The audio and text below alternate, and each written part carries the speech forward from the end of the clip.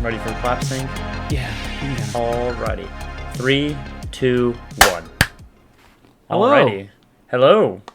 Welcome back to our podcast. Yes, the Incoherent podcast. The Incoherent one. We are going to be discussing Ant-Man and the Wasp: Quantumania. I think we saw it about a week ago at this point. I think it has been exactly a week because it was last Friday. Oh, it was last Friday. Okay, yeah. So we have quite a bit to talk about here.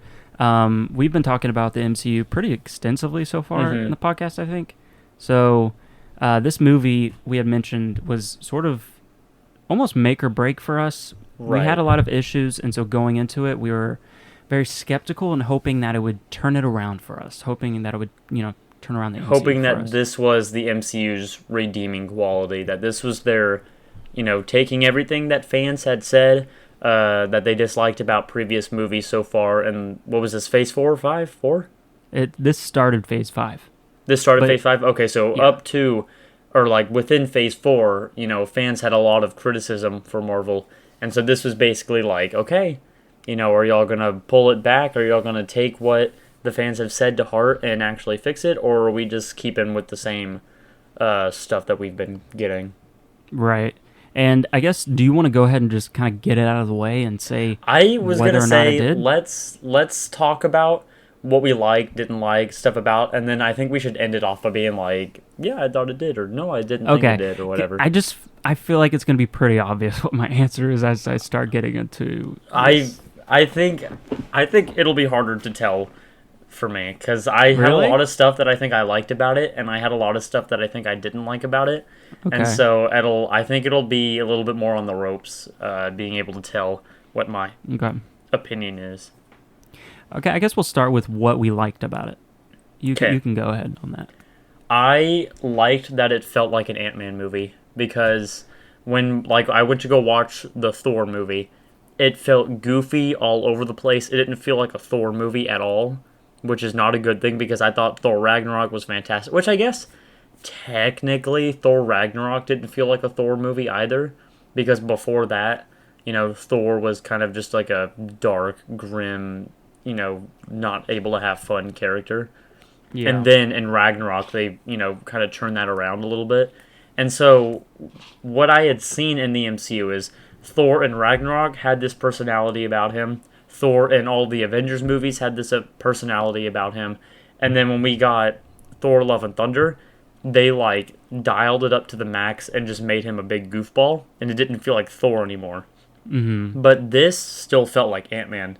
And so I'm glad that, we were going in expecting an Ant-Man movie, and we still got an Ant-Man movie. Yeah. Out of it. I want to bring that up later, because I do I think I think I disagree a little bit with that. Oh, okay. I think so. Just a little bit, though. I think yeah. I definitely in terms of the character, yeah. Right. I think that's the movie itself felt a little bit bigger than Ant-Man, because always Ant-Man just felt like a small, all of the Ant-Man movies felt very small. Yeah. Which I guess is kind of ironic because it's Ant-Man, right? Mm-hmm. But they felt very secluded, and it felt like regardless of what happened in the movie, it didn't really matter because it's just kind of in the Ant-Man movie that this is happening. Right. Yeah. Which I feel like, to a point, dipping into spoilers a little bit, as always, y'all know what we do here. I felt like, to a point, it felt that same way, where no matter what happens in this movie, doesn't matter. It's secluded to this movie. And I feel like the directors, I talked about this in my YouTube video that I posted, I feel like the directors knew that they were like, oh man, we can't just keep making an Ant-Man movie that only, pertains to Ant-Man. And so they basically, straight up said, hey, if Ant-Man doesn't win, this is going to be a big deal, so, Right.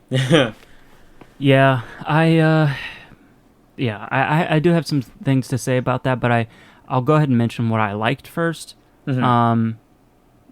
I liked how, I liked Kang. I liked Kang, and I like Kang a lot too. I think Jonathan Majors was fantastic in that role. Yeah, I think he did a really good job. It's unfortunate that he wasn't given a better movie. I think also Paul Rudd as Scott Uh-huh. did a good job as well as Right. he's done before. And I mean, it's hard to comment on anybody else because they didn't have a huge You role know, in this I movie, I feel noticed like. that as well. This is very much Scott, his daughter, and then a King movie. Everyone else is kind of just like thrown in there. Yeah. So I think that's about where it ends for me. I mean, I don't. The thing is like it's not. It depends on what I want out of it. You know, like Right. if That's this true. wasn't something that I that could have been expected, like okay, it's just gonna be another this, and this. I don't know. Maybe I'd enjoy it if I had zero expectations, but I think Hmm. I've been going back and looking at Infinity War and Endgame and the original Avengers and Guardians and all that, and Right. how good those moments were, and I miss those times. I really do. I And do as well. so when I watch this movie, I can't help but feel like it's definitely lost its magic on me for now, at least. I can see And that. that's why it's hard for me to not be super nitpicky and Hmm. I guess kind of what would you say? I don't know, critical about it. Right. Just because I know how good it can be and how good it has been. Um, Right. and right now, it just feels like that's in the past. So It just I feels like can that. definitely see where you're coming at from there because I completely agree. Like, even if this movie was, in my eyes, good, it still wasn't what we used to get from Marvel, you know? Yeah. And so I can definitely see the whole, like, oh, Marvel used to be this, and we're not getting this. Even if this is an improvement on what has been going on, it's still not what we had, so it Yeah. doesn't quite bring it back to that, like, same platform that Marvel had before. And Mm-hmm. I agree with you there. I think that's a valid point. To me personally, though, I can't fault them too. I can't. I don't know if fault is the right word. How do I explain it? It's like, yes, I do miss the days of like Infinity War. All the Avengers movies and stuff like that. Those were such good times for Marvel, and then they just completely fell apart, and it was just it was garbage. And so to me, I'm just happy that we got something stomachable this time because Mm-hmm. like when I went and watched Thor: Love and Thunder, I literally walked out of that theater like, wow, I am a Marvel hater now, which I never thought would happen. I thought I was always going to be a Marvel fanboy, but I walked out of that theater not liking Marvel. And so I'm just glad that I didn't get something that bad again. Yeah. I think that this movie, and I guess I mean that's for me. That's where it ends with what I really like about it. Maybe I'll think of something else as we go on, but Kind of a um, backhanded compliment. You're like, yeah, I liked this, but. yeah. I just for me, this is like the movie in and of itself for Marvel isn't terrible. It's not amazing, but Hmm. from in my eyes, it's pretty much along the same lines as the other Ant-Man movies. I think uh, I think what really kind of I don't know ticks me off about it is how this was supposed to be the grand opening of Phase 5, and it was supposed to Yes. kickstart an entire new direction for everything. Right. Uh, Introducing the new big bad of the series, Uh and huh. it didn't do that at all. Yeah, I can definitely see where you're coming from there because I thought the exact same thing. Like, if this is supposed to be what sets us up for what's coming next, like, it was such an odd choice to pick, like, Ant Man of all people. First off, Mm-hmm. like, Ant Man's a cool superhero and stuff like that, but he's not the big superhero that everyone's like, oh, he defines Marvel at the moment, you Yeah, know? but And so even it's then, I feel like they weird that could they have done would. it. You know? Oh yeah, absolutely. I'm not saying that like Ant Man was the wrong choice. He was an odd choice, but they Yeah. could, like it's not like they couldn't use Ant Man. I mean, obviously they Mm-hmm. did, but I feel like there was probably a better choice than Ant Man. And Yeah. even still, for this to, because this was supposed to be their Avengers, this was supposed to be their Infinity War Endgame or whatever, right? And it felt lackluster in that aspect, I guess. Yeah. Like for It for being a hyped up movie, it was just kind of mediocre. it was exactly everything we've gotten before. There wasn't anything different about it except for Right. them telling us that there was something different about it. Like The movie basically had to be like, I know, this seems normal, but trust me, this is actually going to come back. This is actually this is a big deal. Like, the movie has to explain to you that it's a big deal. Yeah, that was what I had kind of mentioned before. Like the whole movie, they're like, oh, the quantum realm is a prison for King. As long as King doesn't have power in his ship, whatever happens in the quantum realm does not affect the other, reality or whatever like that. So, anything that happens in this movie, it does not matter. But wait, we're going to make it matter because King is trying to, get out of the quantum realm. So it's basically like, hey, nothing that happens in this movie matters, but we're going to tell you it does anyways, just so you feel stakes, basically. Right, and that's honestly, that's what bugs me about it, is because there's a lot of Marvel movies that don't have super high stakes. I mean, the other Ant-Man movies don't, and I think, but a movie that's supposed to kickstart the next phase and kind of remind you, hey, this is actually a full interconnected universe here. Right. It doesn't do that. There's no stakes in this movie. And I was really hoping that there would be. I mean, I expected something, man. I expected something to happen that to make you go, whoa. I expect there to be some sort of surprise thrown in there, but there wasn't. And I was actually, the only surprise I got was the fact that they killed Kang at the end of the movie. Sorry, spoilers, but we already warned it. Yeah. I'm already going into what I don't like. Did we finish up what we liked? Did you have more things you wanted to mention? We're supposed to be incoherent, man. You do your spill, and I'll give my spill whenever you're done spilling. Because it's going now. I just there was no stakes in this movie. Yeah. It felt like every other Ant-Man movie, but worse for me. Right. I mean, the other Ant-Man movies aren't fantastic, but I never expected really anything from them. Whereas this one was supposed to be a pretty big one to start the next phase, and even though it was Ant-Man, Ant-Man, is like everything that happens in Ant-Man movies isn't like world-ending or galaxy-destroying or anything like that. But even though this is an Ant-Man movie, this is supposed to be the thing that defines the next phase. So even if it's just a small-time hero, they got to do something big, and they just didn't. Yeah, and they didn't do anything big. Which, I mean, I guess they what they did was supposed to be big. It just didn't feel that way. Because technically it did. You saw the whole Council of Kang thing in that one. I don't know if that was an end credit scene or a pre-credit scene or whatever that was. I can't remember. It was an end credit, I think. Was it an end credit scene? Yeah, so that was supposed to be teasing, look at how many more Kings there are. But it's just I mean, he wasn't all that crazy of a Jonathan Majors performed the character very well. I'm not gonna say the acting or anything was bad, but the character itself didn't feel all that great. He didn't feel like big bad. He felt he wasn't super identified. He felt like he was a good villain for one movie, not for the next phase of Marvel. Yeah, I when they showed the Council of Kings, I was like, okay, but I mean, I kind of wanted to see more of that King, Yeah. Because that was the special King. That was the one, which I mean, I'm sure they will show more of him because I think even though he's dead, King is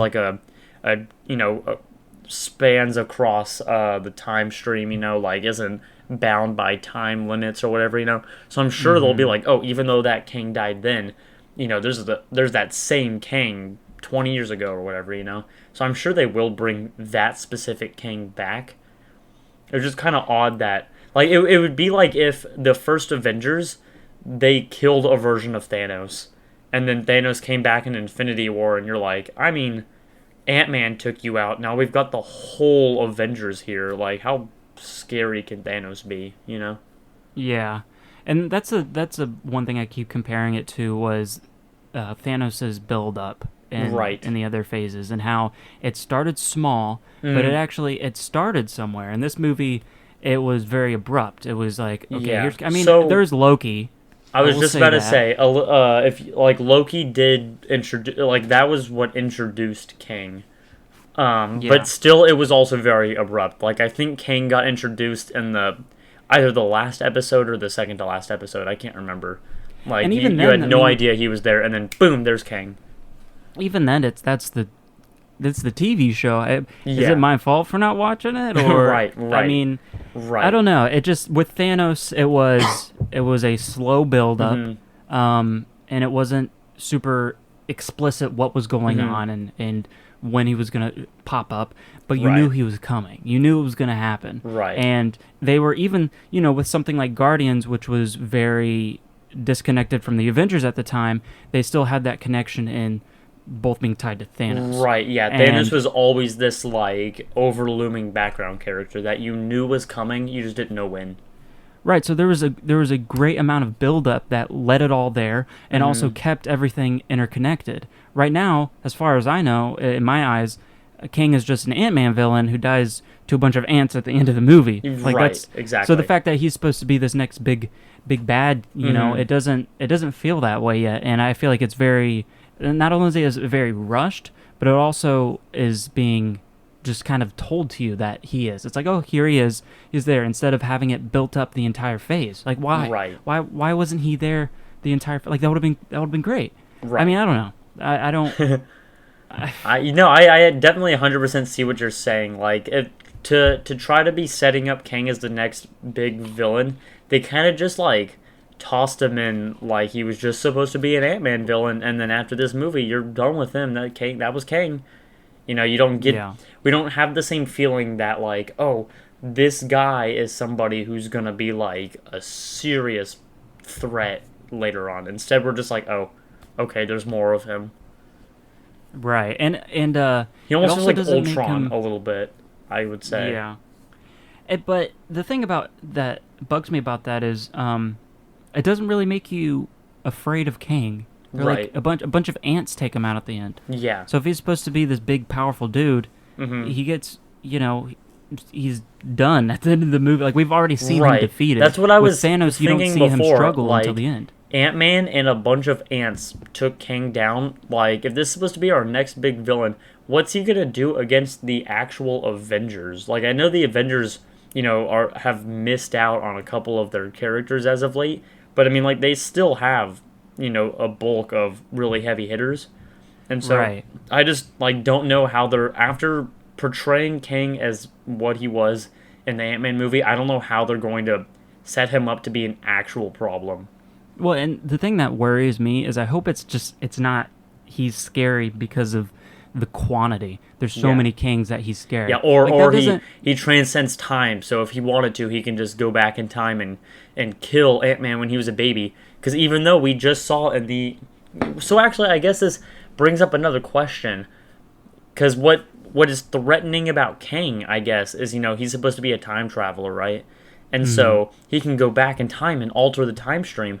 But we saw in Endgame that even if you go back and alter the time stream, it doesn't change what's going on now. It makes a new timeline. So are they going to retcon that and be like, oh no, Kang is a threat because he can go back and change the timeline?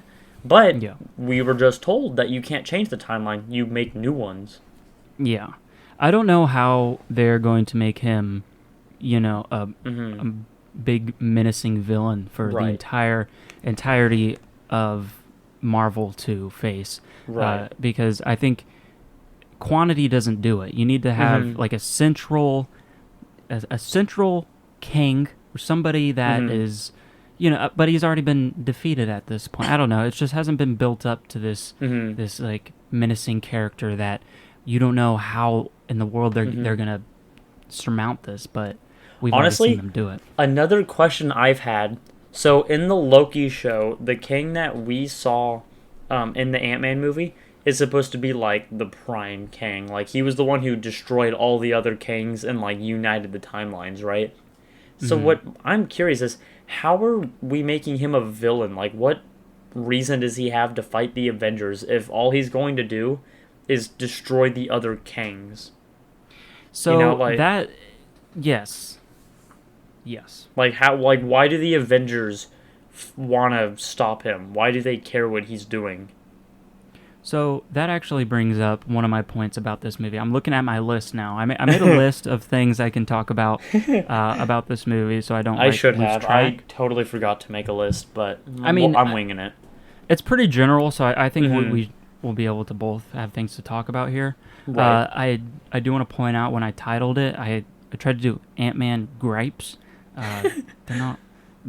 Most of them are gripes. I'm sorry, but it accidentally. I guess I put Batman gripes. I don't have a problem with Batman. Yeah, I did. I don't Dude, remember Batman in this movie sucked. I don't remember Batman being able to shrink. That's true. Hey, but if he had enough preparation, I bet he could do it. Oh yeah, Batman solos Thanos as long as he's Batman got like with time solos everybody. Give him a year. Yeah. But yeah, so that was one of my points is the way King talks in this movie, it's like, okay, why don't they ever hear him out? You know, all we have is Janet's story of like, oh, I saw what he did, but we don't really hear, like, we don't get to the meat of it. We don't actually hear, okay, what's his full plan here, and actually what is so bad about it yet? Like, we don't know. Honestly, so if you had watched the Loki show, I'm spoiling the Loki show not only for our audience, but for you as well, so I apologize. I don't know if you care if I like kind of spoil it. No, in the Loki show, King talks about how if they kill the Prime King, then all the other kings will flood the main timeline and like destroy the timeline basically. Like the only way that the timeline that we exist in now survives is if that king stops all the other kings. So going based on that, it almost sounds like we're rooting for King. We do not want the Avengers to win because if they stop him, he's gonna not be able to stop all the other Kang, and we're just gonna end up with this big Kang war. Which it's very possible maybe they're gonna go that route. Maybe the Avengers are gonna be like, oh, we have to stop Kang. They stop Kang, and then this big ol' interdimensional timeline war goes out because Kang's not there to stop it, right? Right, because up until, all we had was, like, Janet sees his memories, and she's like, you destroyed entire timelines. But we never hear why he did that. I guess also, they allude to it, and it kind of mentions it. That was kind of, what's the word I'm looking for here? Like, I can't think of the word. Like, oh, she just so happened to be able to see his memories and... Oh, yeah, mind. That was very convenient. Yeah, convenient. That was the word I was looking for. Yeah, that was super convenient. Like, up until then, this guy's great. This guy is so helpful. He's going to help Janet get back to see her daughter. And then, oh, I can read his mind for some reason. He's a bad person. This movie is littered with that, really. And not that that's anything new in the MCU. Yeah, no, that's super common. It's just super upfront in this movie. And I found it pretty jarring. I was going to say the most jarring thing, I think, about this movie, not the most jarring thing, but like the thing that I was like, that like really took me out and I was like, oh God, was at the beginning when they get Cassie out of jail and she starts doing the whole like, oh my God, the system is so against me exposition dump, like... I was just protesting because those cops are making those homeless people move after they got snapped, for 5 years or whatever. Like, it was just the most, like, oh, here's a good person, and they're so good because they're fighting for your rights against the man, right? Yeah. Like, I just, like, I was like, y'all couldn't have come up with, like, anything else.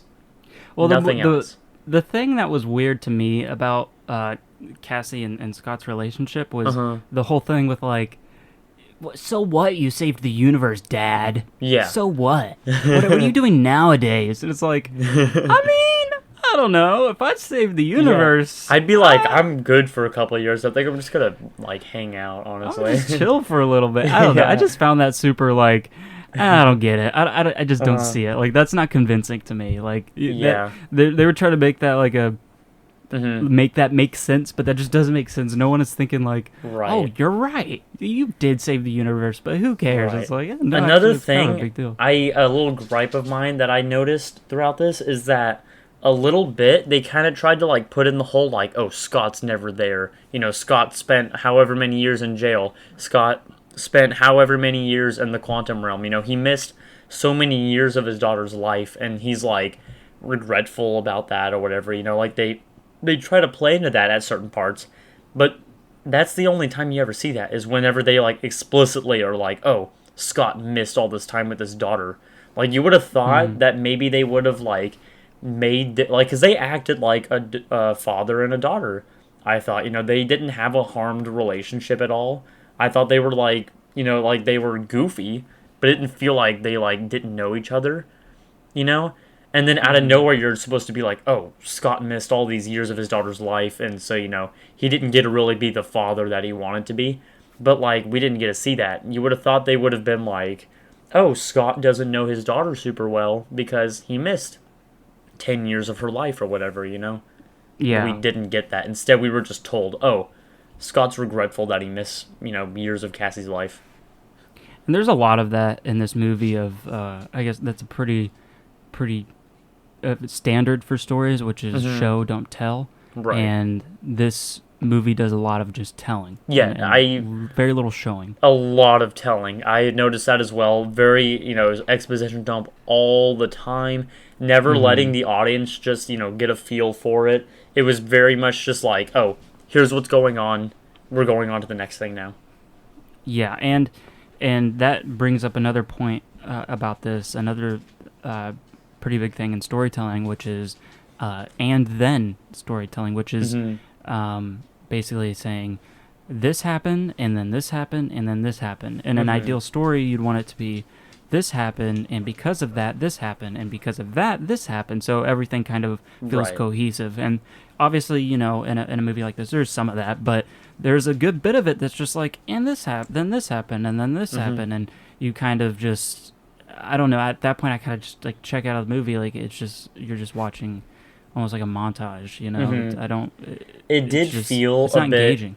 It did feel a bit disorganized and all over the place, and I think the main culprit for that was because they split Scott, Cassie, and then Hank,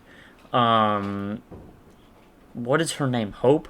And the mom. Yeah. I cannot think of the mom's name. Janet. Her name. They split them apart, and so you're like, oh, here's Scott and Cassie doing something. Oh, and then now we're going to watch Hope, Janet, and Hank do something. And then we'll just keep flip-flopping between the two of them. And so, like, we were watching two movies at the same time, it felt like. Yeah, and it was just all just kind of a bunch of random stuff. Like, yes, the scene where she goes and the people meet her in the I don't know, open area, and then they fly away.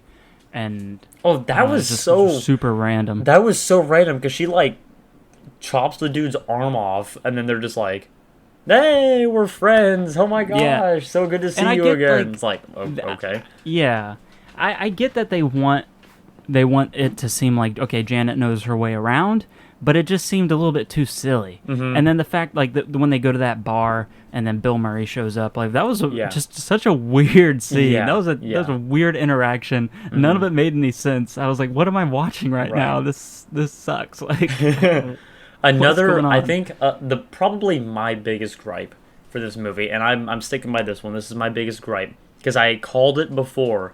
I told you before you and I had gone into the theater how I thought, or like what I thought was going to happen.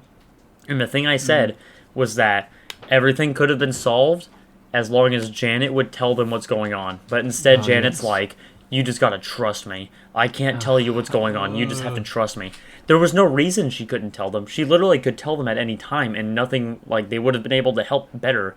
Instead, she's just, I can't tell you. You just have to trust me the whole time. And it was very important information, and every time they tried to ask her, she's just like, no time, just trust me, like, and it just got so annoying. It's like, okay, but as watching this movie, we kind of just want to know, like, they're doing that just to, like, push the story forward, but it's not doing anything. You're pushing the story that forward. Has always been one of the things I've hated the most about movies that do that, is just like, everything could have been fixed if whatever character knows something would speak up. Instead, it's like, oh, we can't let this character tell people what's going on. We have to let them keep it a mystery so that nobody else can, like, make things work like they're supposed to.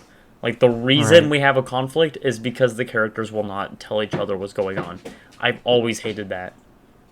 Yeah, it's just not, it's not fun to watch it when it's like that. And it's just, I don't know, it just seems very, I don't know. I feel like a snob when I'm talking like this because I'm not usually super critical about things. Right. And the only reason that I am overly critical about this, I feel, is just because of how much I've loved Marvel in the past, and Mm-hmm. and kind of like this kind of hurts a little bit. So that's Right. the only reason I'm so critical. So I really don't want to sound like, oh yes, Well, movies this I and mean, movies that. in a way, Marvel's like a I don't know where I was going with this.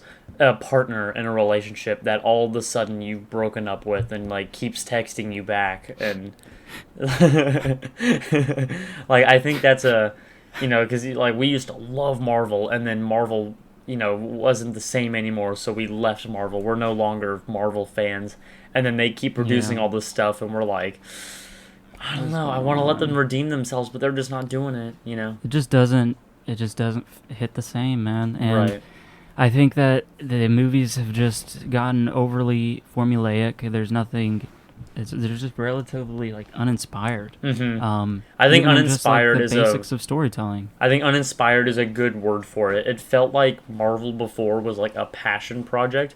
Like Kevin Feige really, really was like wholeheartedly putting everything he could into Marvel.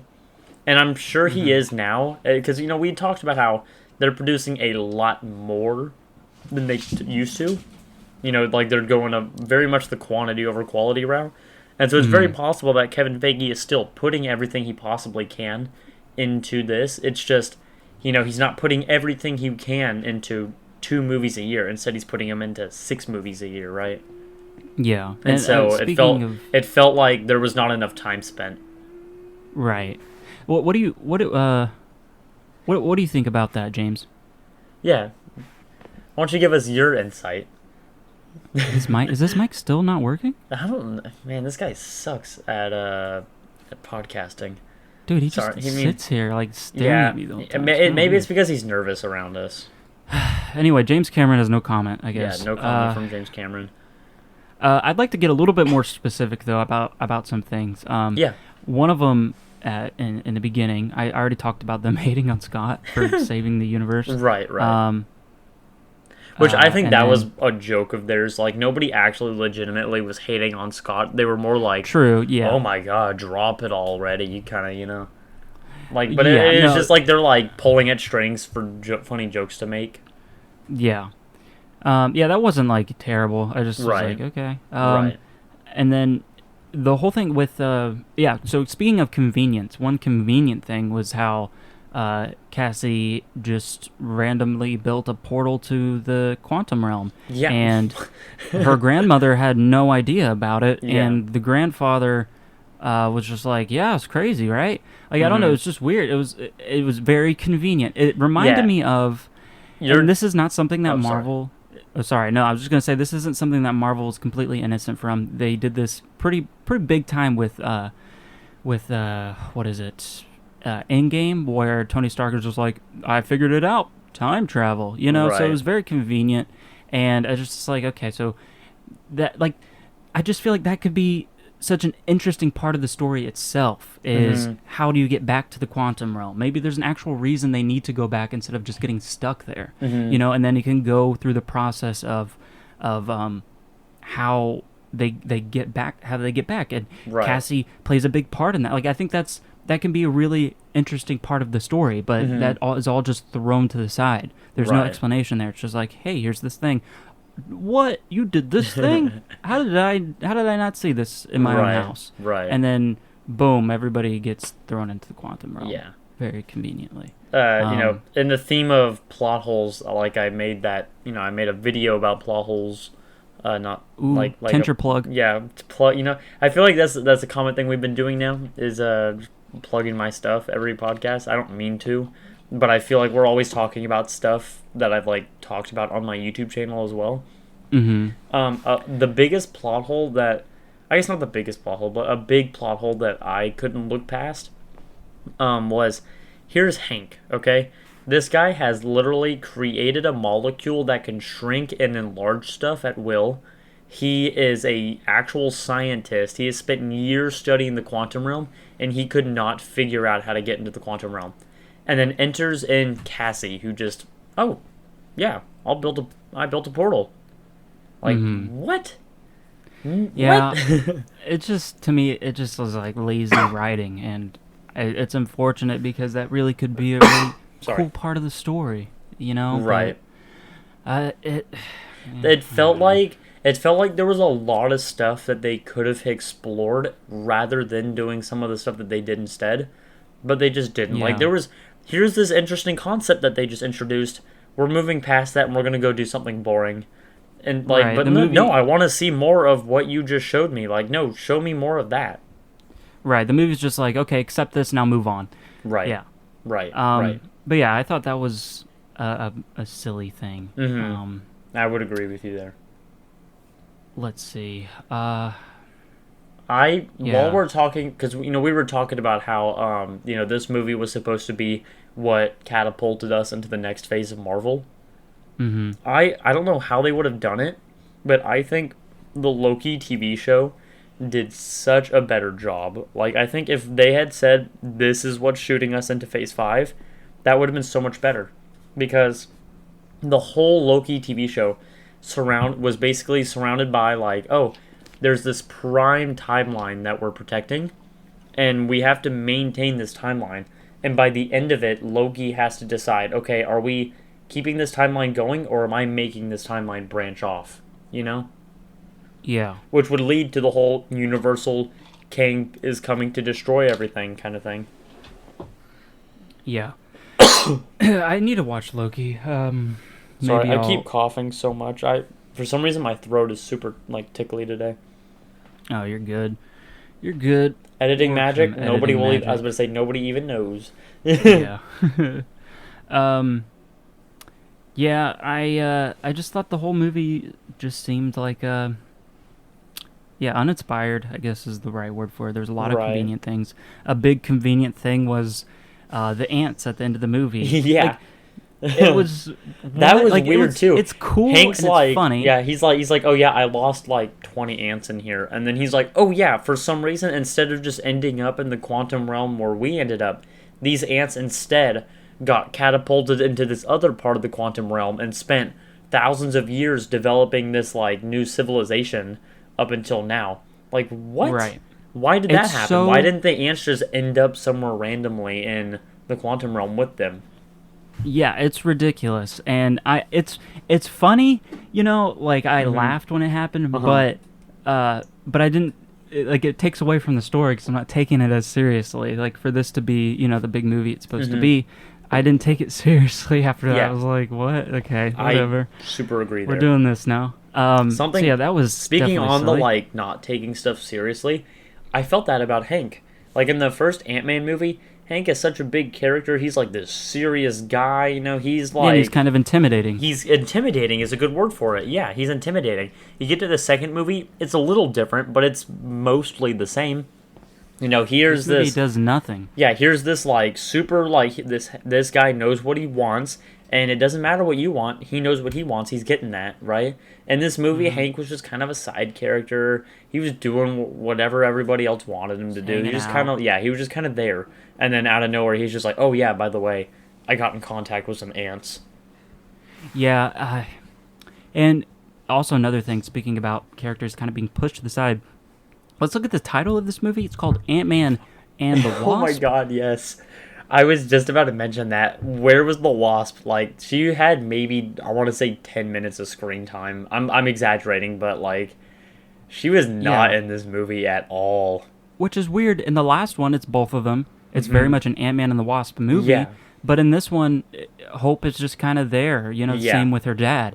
Yeah. And I wish that they actually made it, like, you say it's an Ant-Man movie, and I agree with you there, but it's not an Ant-Man and the Wasp movie. Like, and I think that's, when you separate both of them, I don't know, it felt like on one side, there's kind of some stuff going on, and on the other side there's also kind of some stuff going on, but there's really nothing crazy going on either side, so you just keep flip-flopping, and you're like, okay, well, when is everything gonna really start? And yeah, I really wish they did more with her, because it's supposed to be, she's in the title and she shows up, but she shows up for the final battle, and but even in the final battle she was barely there. Like, she was like, okay, I'm gonna go do this thing now, and then she's off camera for the rest of the thing, basically. Yeah, I don't know, man. I feel like I'm being too... Like, the only... Like, she was in the movie, but she was in the movie off camera. Like, they're like, oh, the Wasp is doing things, but we're not going to show you that, basically. Yeah. And then, like, they even separated them, so you would have thought, like, oh, here's Ant-Man. Ant-Man's going to do Ant-Man things in this part of the story. And then, oh, you shoot over here. Here's the Wasp and, her parents. She's the only one who can really defend them right now because, they're just people and she's got the shrinking suit and all that. So she's going to do Wasp things. But instead they're like, oh, no, we can't do that here. So they just kind of, like, completely... shoehorn that. It was like, nope, we're keeping the Wasp out of this. Yeah, that was weird to me. I was like, well, why isn't there a bigger role here? Mm-hmm. And it just felt like they kind of just had their, I don't know, they had what they wanted to do with this movie, and it was just very, just uninspired, and they really didn't deviate from things. They were just, all right, let's make some pretty convenient plot points, put them all together, and okay, big fight at the end, boom, boom, boom, and it's done. We're good. Right. Throwing some jokes, so there wasn't anything here that had much substance to it that made it memorable. I think this is one of the most forgettable Marvel movies I've seen. I would agree there. I would agree. It's pretty forgettable. Like, you could definitely, like, you and I literally just watched it, and I have to, like, remind myself that I've seen this movie. Yeah, which when I compare that to other Marvel movies, like I used to go see them multiple times in the theater. I would, pay to go see them again and again and again. Right. But this one I don't have any desire to do that. So it just felt like they don't really care right now about. So I don't think it's that they don't care. This goes into my whole like, oh, do we think this redeemed Marvel and stuff a little bit? So I guess I'm spoiling my opinion a tiny bit here. I think they legitimately heard what the fans say. They don't like how these movies are going as of late. I think they legitimately hear that. And so they want to try to fix it, but they don't want... So old Marvel takes risks, but it takes risks in the right direction. I think this movie, they were like, we've been producing some really bad stuff. We need to produce something that people like again. We're going to play it as safe as we can. And so they did that. They made this movie as safe as they could. They didn't take a single risk. They did everything how a Marvel movie would go. They didn't do anything different from any other movie that they would produce. And they made something that wasn't as bad as what they've been making. But they didn't make something new and incredible. They just made another Ant-Man movie, basically. Yeah, there wasn't anything that reinvented the wheel or... Right. Or really pushed the Marvel Cinematic Universe in a new direction. And that's actually something I want to mention is how the entirety of Phase 4 feels pretty disconnected from each other. Yeah, I've noticed some that pretty too. Big movies, but they hardly have anything to do with each other. Yeah, because there's some overlapping things here and there. But when you go back to other phases in Marvel, like, obviously the first phase introduces the core members of the Avengers, so that moves it forward. The next phase, like you go watch Captain America Civil War, S.H.I.E.L.D. falls apart. That's not just something that happens in Captain America. That happens in the entire Marvel universe. When you go watch Age of Ultron, S.H.I.E.L.D. is still completely disconnected right now, right? Yeah. You get into the phase after that, we're leading up to Thanos. You can see the build-up to Thanos and stuff, And then you get into this one, and all the characters, even though they all have met each other and they are all integrated with each other, have completely separated. They have nothing to do with each other anymore. Right, and I guess, obviously there's some outliers there with, like, Spider-Man being with Doctor Strange, or Doctor Strange being with Wanda, or Scarlet Witch. So those are really, like, the only times they've overlapped. But even still, they didn't feel like they were moving it forward towards anything. Like, if they wanted Kang to be their big villain, then maybe in the Spider-Man movie... They could have been like, oh, opening up the other portals to interdimensions is what started the whole, other Kangs are flooding our reality thing, and that's why this one Kang destroyed them all and made the one prime reality, right? Yeah. Or like they didn't do any of that. Instead, Spider-Man had a problem and it got resolved with him. That didn't affect anything. You get to Doctor Strange. Doctor Strange had a problem. It stopped with him. That didn't affect anything. It didn't matter. That was secluded to Doctor Strange. Thor: Love and Thunder, that ended in Thor: Love and Thunder. We don't have to worry about that anymore. Right. And it felt like in other Marvel movies, yes, even though the issue is resolved in that movie, there's something going on still. We know like that something is gonna happen. Instead, we didn't know anything was happening until we get to this movie when they are like, "Hey, it's happening now." Yeah. Which I wonder how they're gonna pull. How are they gonna pull it all back together? How are they gonna get all these characters back together and make it feel Right. natural? Right. Uh, Right. it always felt like it built slowly. Like you had your original Avengers, and then slowly, characters would get introduced, and then they would join the Avengers in various movies like Civil War and whatnot. And so as it went on, the it grew, and it grew naturally. But right now, everyone's so all over the place and in their own storylines and whatnot. I don't know how they're gonna bring them all together and make them feel Right. like the Avengers. Well, yeah, because you even we mentioned the big ones, obviously, like Spider-Man, Doctor Strange, and all that. But you gotta remember, like, they introduced the Eternals, they introduced Shang-Chi. Like, there's a bunch more that they introduced, and, like, those people have nothing at all to do with the main cast, like, with the big people that we've already seen. How are we getting them into our story? Yeah, and I just wish there was a little bit more. Like, I don't know, when I think about some of the original movies that built up to Ultron or Endgame and all that, there was some pretty big movies in there that were one character's movie, like Captain America: Civil War, which was Right. pretty much an Avengers movie, but Right. it was his movie, but it built on the world, Uh-huh. and it showed how these characters come together and they meet and how they Right. And it set the you know tone for what was coming next. Like, right. after that, things were different. Everything changed. I'm about to say when the Fire Nation attacked, but everything changed at Captain America: Civil War. The Marvel universe was not the same after that movie, and you Yeah. could see that with a lot of other ones too. Which for some reason it's always Captain America movies, but Winter Soldier, Marvel movies were not the same after Winter Soldier. You got Shield is gone. Things are different now. Like Yeah. every movie there was something big. Even though this is a fraction of the big picture, it's still a fraction. Like we're still affecting things, even though it's just happening in this movie. Whereas now Right. it's like we're Exactly. so disconnected that anything that happens in this movie happens in this movie alone. And like even like when you go back to the end of Black Panther and you see the Winter Soldier show up, you're like, oh shit, like this is cool, like, and it makes sense why he's there, and so now you know that he's with them, and these characters now know each other and they're Right. established, and so it built up naturally, and it was really cool at the end when they finally are all together.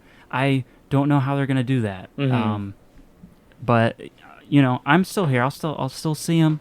Right. I will say that, like, even though I was disappointed with this movie, I'll think about it like this. Maybe the movie was already too far gone by the time a lot of criticism happened. Maybe they Right. would have. This movie was already finished being written. It was already most of it was filmed. There How are wasn't they going to go much back and that they change a could bunch of do it? to kind of pull it back. Right. So hopefully after this, We'll start After this seeing is- some stuff come up. yeah. At least I hope. Let's see. I am There was- really. okay. Oh, sorry. You go ahead.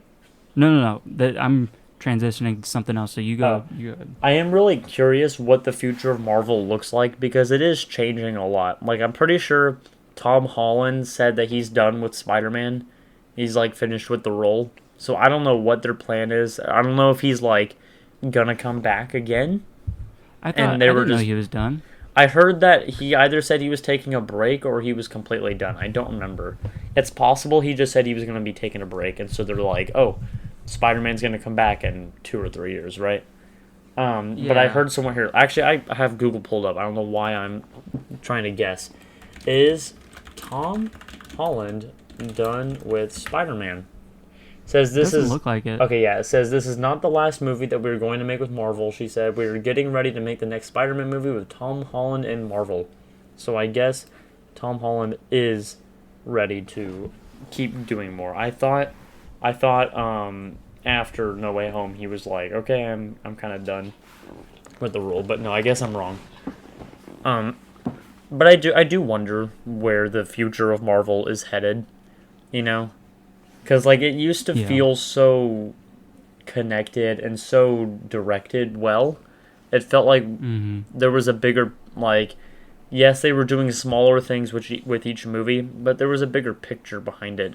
It feels Right. like they are trying to come up with a different, bigger picture every movie. They're like, oh, in this movie, this is the big thing that's happening. And then in this movie, that's done. We're not like, yes, that's a big thing, but this is even bigger. And they keep Mm-hmm. doing that with every movie, you know? Yeah. Yeah. I am curious as well to see where it all goes and how it all ends up. Um, I do want to talk for a second about the visuals in this movie, Yes. and a specific scene I wanted to bring up is when Hope, Janet, and Hank first enter the quantum realm, and they're in this like weird foresty environment, Mm-hmm. and I I guess I just want to say like how much I kind of miss. Like I love environments like that, otherworldly Right. environments Right. that are very distinct and unique.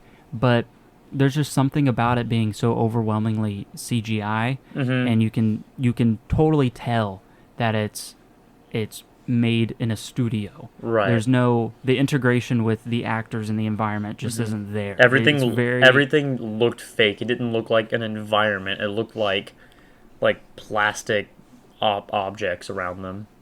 right. So they don't. It doesn't fit in. Like, and when you do that, like for me, when I watch a movie like that, I tend to just like tune out instead of being like, oh, this is super cool, Mm-hmm. because like a good example, at least for me, what I feel like is uh, uh, the Willy Wonka and the Chocolate Factory. Both of Ooh, those yeah, that's a movies. good one. I thought you were gonna say Avatar for a second, but No, no, no. I think yeah, Willy Wonka. Both of those movies do such a great job. The scene where they go into the factory, they enter the factory, is the freaking best scene ever, dude. right, It's so cool, right. and everything. Like they interact with the environment, and it all feels real. It feels like it's a real place. But when Mm-hmm. you watch something like this, nothing fits together. The characters don't even feel like they're really there.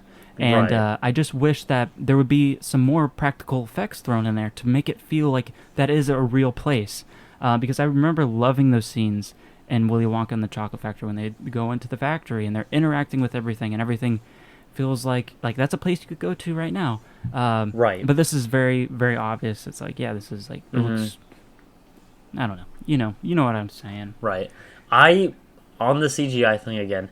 I miss the old Ant-Man helmet where he would click the side of it and it would like open the face. I don't like that when he Yes. clicks the side of it, it like shrinks the helmet like to the back. I think that looks so goofy, and it's like they did copy the whole Iron Man hype a little bit with the Ant-Man suit, because it's like in a Mm-hmm. little nano thing now. He just puts it on his chest and it comes out, Which I mean, like I Yeah. guess that's cool, and I guess it makes sense that after Tony Stark kind of broke the whole nanotech barrier, that Hank Pym would have been able to develop a nanotech Ant-Man suit. But at the same time, like these are different characters. We want to keep these characters different from each other. You know, Right. it's the same issue that people had with Tom Holland's Spider-Man. Is he's Iron Man Junior, right? And Yeah. so is this just shrinking Iron Man then? Yeah, well, what made it unique for Iron Man was that you saw his humble beginnings when Well, from yeah, Mark you saw the 1. build up to the nanotech. Like every movie, Right. his armor got better. You go where he literally has to have a big ass robot to take his suit apart. And then Yes. in one of the movies, he's got the suitcase so he can pop the suit on, right? And then you Right, and see it's so in cool. yeah, you see in the Avengers, he's got that thing so he can fly to the tower, and it like takes it off of him as he's like walking inside. And then you Mhm. even see the one suit that like, he got the wristbands on, and it connects to the wrist. It like sees the wristbands, and so it connects to him like that. And Yeah. then you get into Iron Man 3, and he's got the suit that can come apart and like attached to him in pieces, and then he goes to like a suit that assembles inside of a helicopter, and that's when you introduce the helmet that kind of pulls itself all the way back, because up until then all of his helmets would just kind of open up like Ant-Man's did. Right. And like, yeah, so you like every movie that Iron Man is in, you see his suit get better and better. Instead, in this one, we're like, oh, here's the Ant-Man suit, and now it's got nanotech. Yeah, they don't really feel unique from any of the other suits. Right. At the moment, like they all kind of just feel like they're the same thing. Which, I mean, I guess the focus of Ant-Man isn't supposed to be he's got an eye. Well, technically it is, because the suit is what gives him the shrinking and growing powers. Yeah, he doesn't have powers. Like I was just about to say. Suit. I was just about to say. I guess technically the Ant-Man movie isn't about the suit, but technically it is, because I was yeah, it is. That's a big deal. It's just like the Ant-Man suit is just as important in this film as an Iron Man suit is in Iron Man. Right, it kind of feels like at this point the technology is so advanced and everybody has it. It's like, well, everybody could technically be an Ant-Man or an Iron Man or whatever. But yeah, that I agree with you on that. And I think the reason it works so well with Iron Man is because there is a progression, but there isn't so much progression with. Well, and we see his struggle with it too. Like, you see Iron Man have issues with his suits and he resolves them. Instead, Ant-Man just gets nanotech for some reason. Which goes back again to a big issue that people had with Tom Holland's Spider-Man. Even though people really liked his Spider-Man, he didn't get the struggle that a Spider-Man without Iron Man would have had. He got a lot kind of just handed to him. And so people didn't get to enjoy the idea of Spider-Man becoming Spider-Man.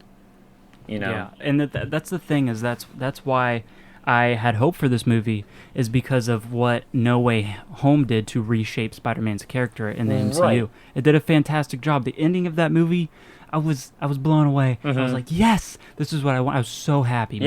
Yeah. Well, and then that I know was that they can do it. Sorry, you go ahead.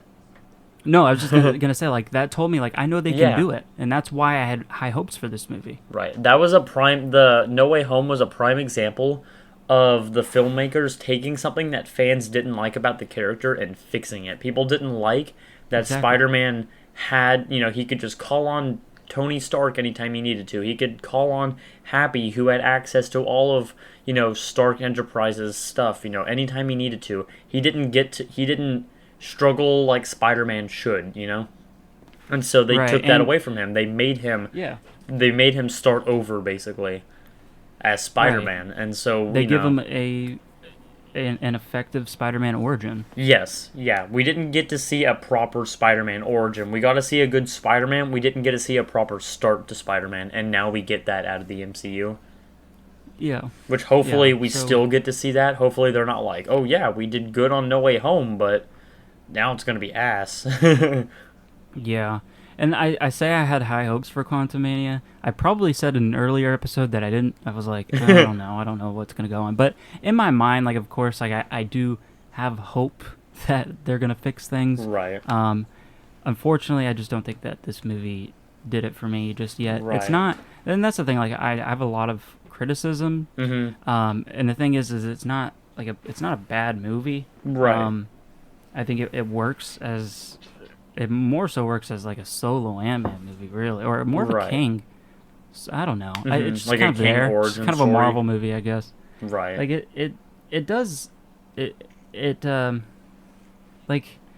don't know. There's just nothing special about it, and I think that's what really bothers me, is that there was nothing that made it this big new movie that starts a new phase. Right. And it just felt like the same thing I've already seen. So, in your opinion, you think it did not redeem Marvel? Or do you think it's in the process of redeeming Marvel? I hope it's in the process. Right. But only time will tell for me, I guess. But I'm just judging off of this movie, it has the same things that I didn't like about the previous ones. Right. I would mostly agree with you there. I think this was, I went into this movie without really any expectations. If this had been a bad movie, whatever, I expected that from Marvel. Now, if this had been a great movie, great, Marvel's bringing it back, right? So I didn't really have any expectations going into this. I had a little bit, I wanted it to do good, but I wasn't expecting it to do well. In my opinion, I don't think this redeemed Marvel, but I do think this is the right step for Marvel.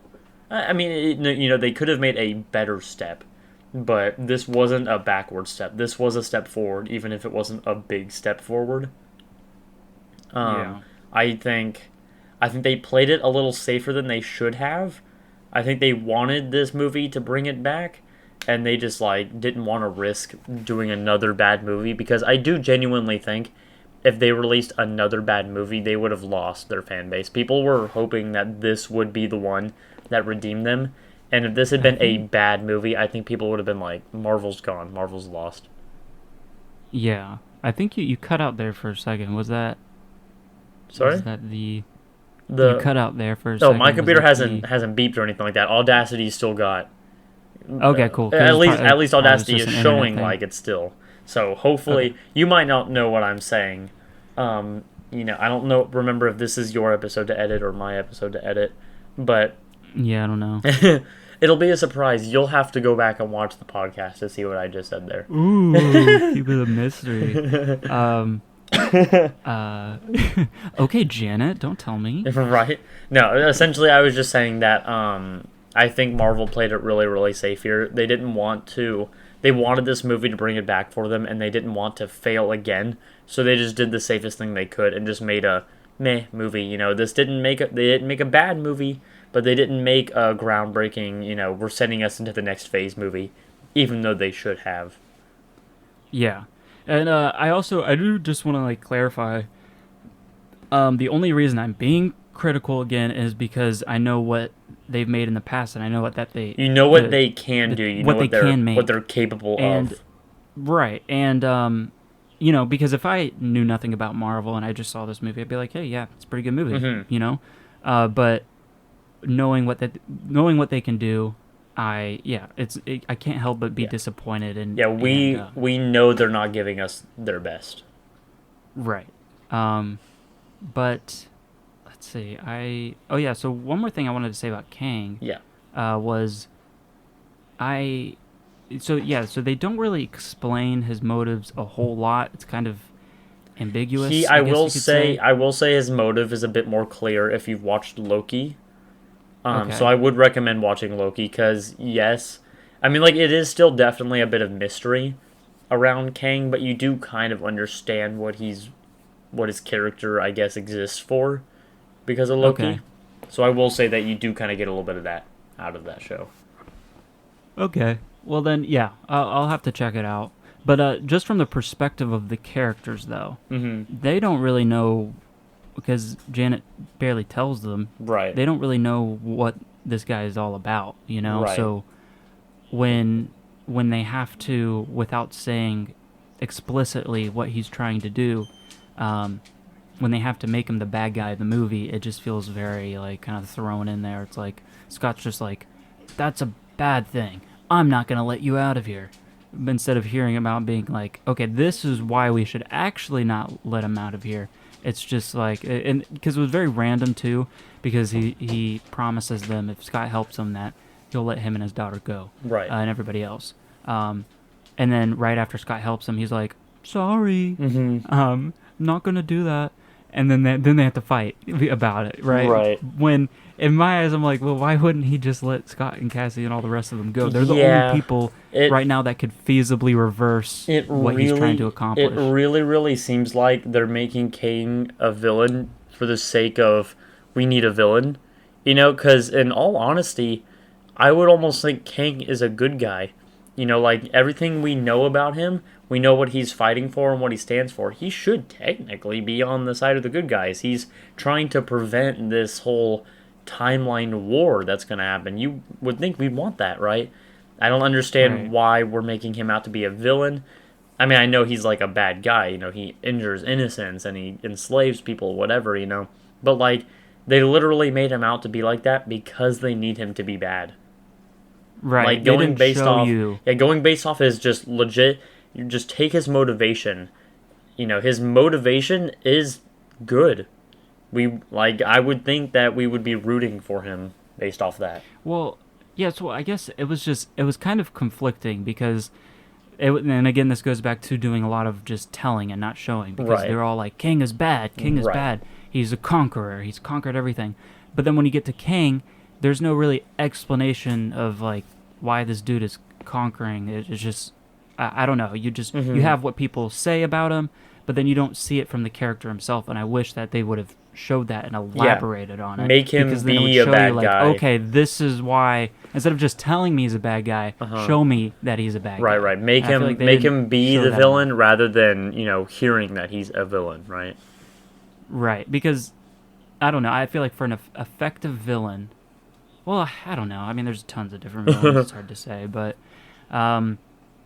yeah, I just feel like they could have done that better because it was just kind of weird. It was like, well, if he really wants to get out of there, then why not? Why be like, I'm not going to give you Cassie back. Like, Right. you got what you Why wanted. wouldn't he? and- Yeah, why wouldn't he do his best to make Scott and Cassie want to help him? Right, and yeah, I just wish that they would have elaborated on who he is as a character and what he wants, instead of just being like, yeah, he's bad guy and they're gonna stop him. Yeah, and just the whole thing with how he dies at the end, or supposedly Right. gets defeated by a bunch of ants that were thrown at the end. And then the movie literally telling you like he's coming back. Yeah, all of that just kind of summed up a pretty, I don't know, just not a pretty like weak start to a new phase. Yeah, yeah. It definitely felt like Marvel is standing on some skinny legs with this new phase. Yeah, I mean, I am excited though to see if they are able to pull it all back together.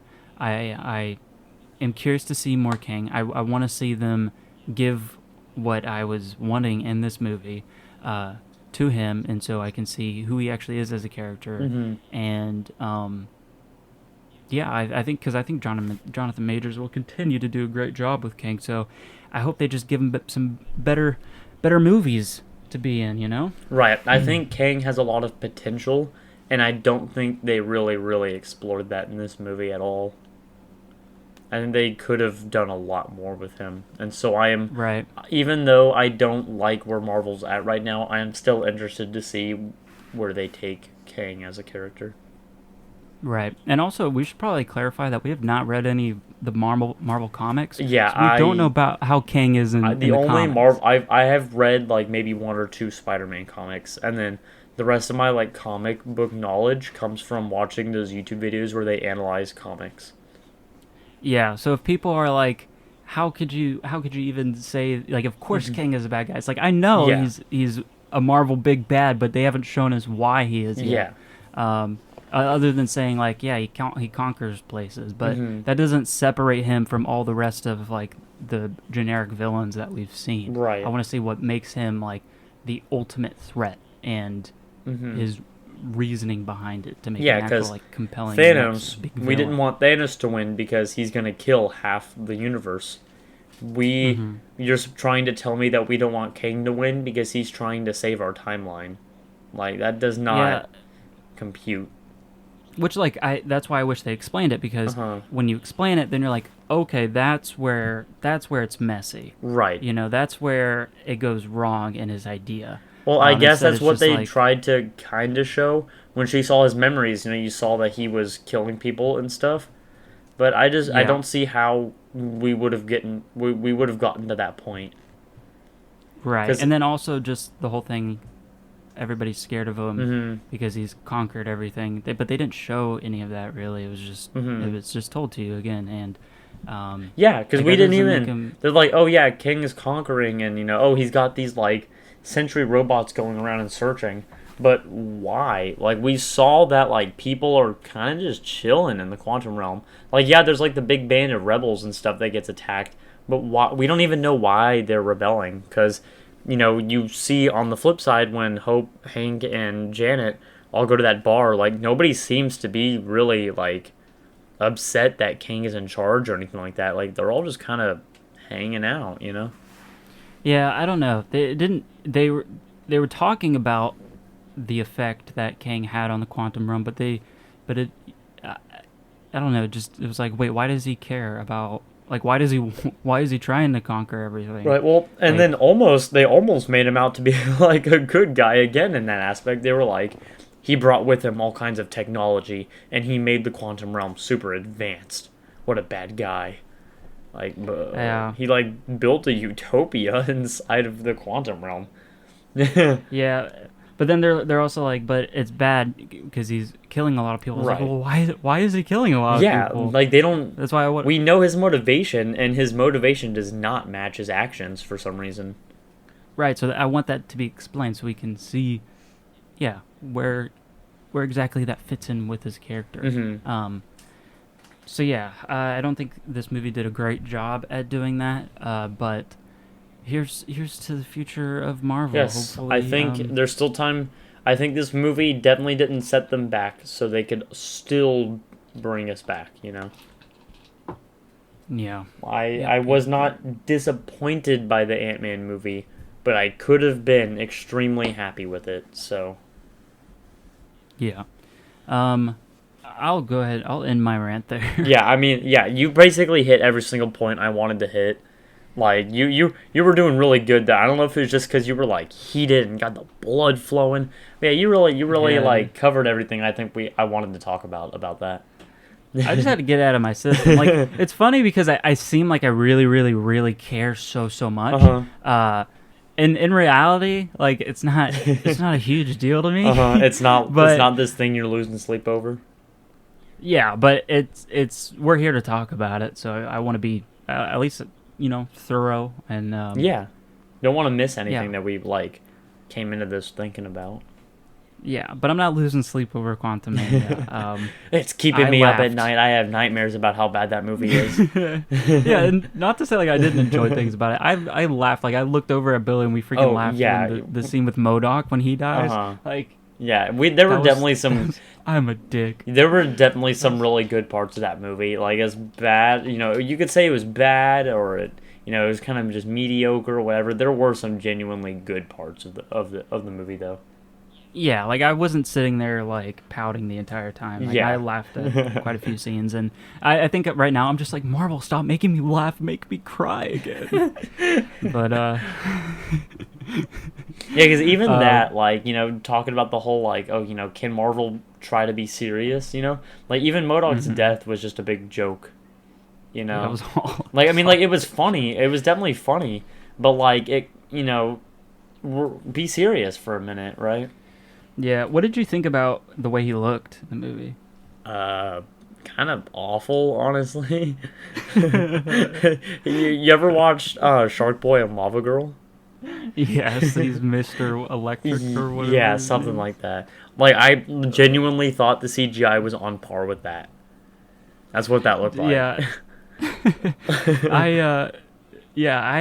I was thinking about it and I was like, well, how do you make a character look the way he does Uh-huh. and have you take him seriously? I mean, he's a giant head. Yeah, he exists as like a joke, basically.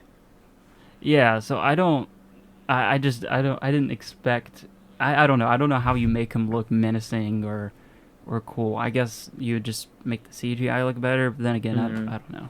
I don't know much. Yeah, I don't know. I did not care for like when he had the robot head thing on, the like face mask thing, and he looked all scary. I thought that looked fine, and like the chair and stuff looked all okay, but just his face did not look super good.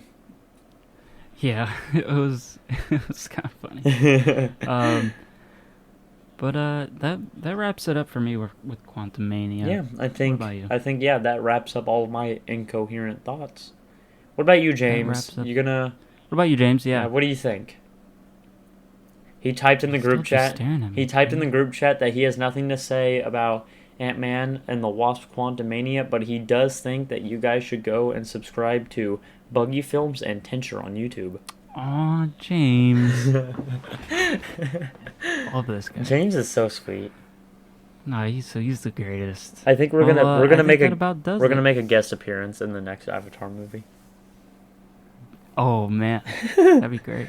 That would James? actually be so awesome. He's saying he's shaking his head. We'll work on it. Well, thanks for listening to our little podcast here. More so, me ranting the entire time about this movie. Go watch it if you haven't. Yeah. And yeah, music going in now. Yep. And we'll see everybody next time. Bye. Bye, guys.